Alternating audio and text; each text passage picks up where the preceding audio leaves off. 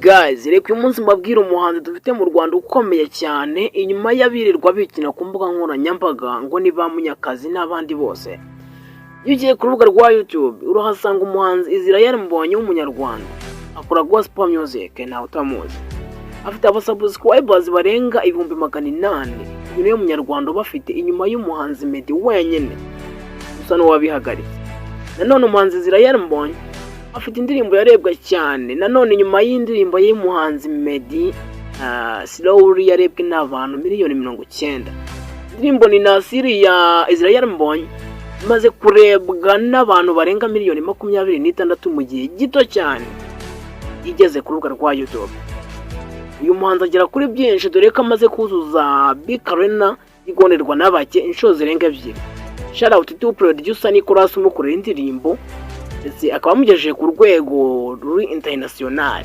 Release wa release di Olivier Official.